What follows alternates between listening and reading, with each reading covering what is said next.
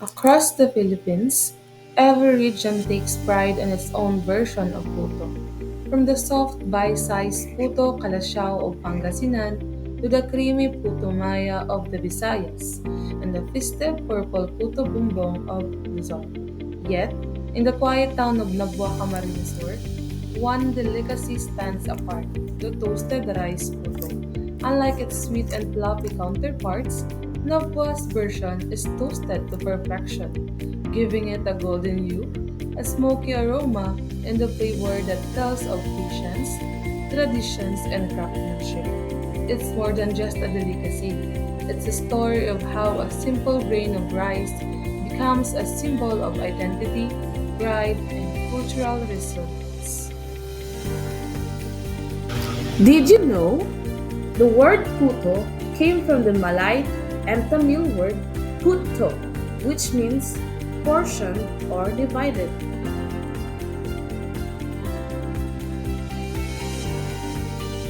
Of Camarines Sur, Nabua is a town known for its rich agricultural heritage.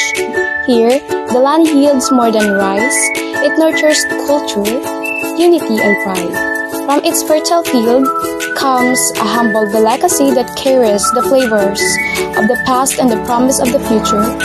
This is the story of toasted rice puto, a dish that holds the soul of Nabua. Paloyon proper, a vibrant barangay in the heart of Nabua, Camarines Sur, stands as a living symbol of culture, tradition, and community pride.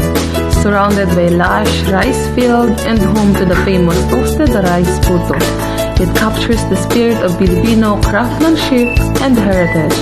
The people of Paloyon proper continue to preserve their time-honored practices while embracing progress, making their community a remarkable example of how tradition and livelihood thrive together. The tradition of toasted rice puto is more than just a sweet treat. It is a story of generations, a reflection of Nabua's deep connection to its land and people. Made from locally grown rice, milk, and sugar, every piece is crafted with care and patience. For many families, it is a tradition that began long ago.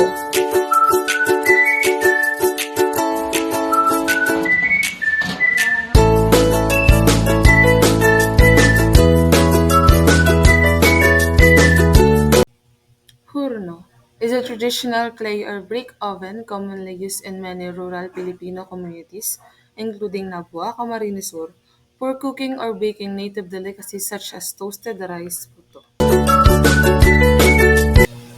The pansisig is a traditional wooden mold or frame used in making toasted rice puto in Nabua, Camarines Sur. It serves as the shaping tool, where the mixture of ground rice and other ingredients are poured before being baked or toasted in the horno or the clay oven. The lusong is a traditional wooden or stone mortar. It is an essential tool in preparing toasted rice puto, where it is used to pound or grind rice grains into fine flour before cooking.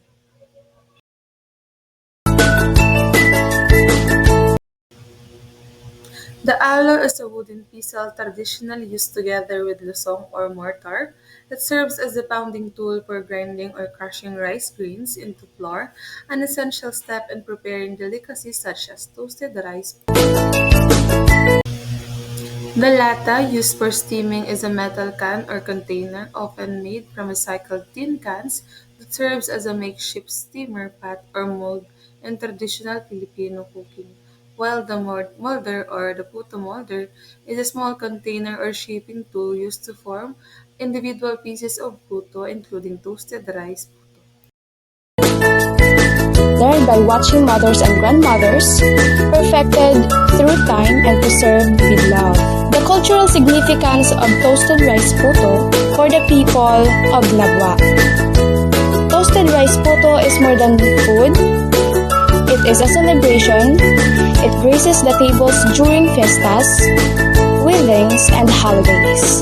From simbang gabi, gatherings to family reunions, it brings people together, reminding them of home and shared memories.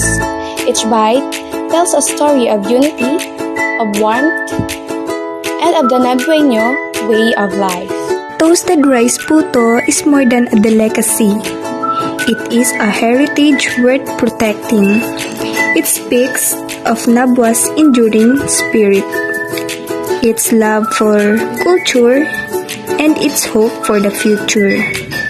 As the town opens its door to tourism and innovation, this humble rice cake stands as the bridge, connecting generations, cultures, and stories. Toasted rice puto, the pride of Paloyon, the pride of Nabwa, and the flavor of home. Difficulties that make them unable to smoothly finish the product that they create. Second is the continuous decrease in successor as new generations choose to work abroad rather than learning how to make toasted rice puto. Third is the lack of support from the government sector and DTI in this kind of industry. And lastly, she stated that although the DTI provide some attention to them in the past, they did not accept it since there are several negative factors that stop them to cope with the modernization, whether it is from production or in packaging. In Paloyon proper, the history of toasted rice puto can be traced back in 1970s, while the original makers of toasted rice puto are from San Ramon, Nabua, Camarines Sur. Over time, toasted rice puto making are then learned by multiple barangays like La Opinion, Lourdes, Paloyon, San Ramon, and other neighboring barangays, with only one used horno, which is located at San Ramon.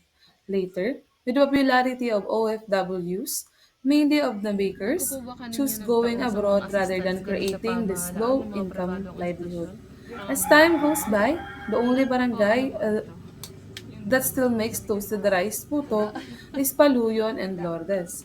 As Dapat. of now, Lourdes have very Pag few nagbasa puto mo. makers while Paluyon, on the other hand, are still thriving with dozens of puto makers.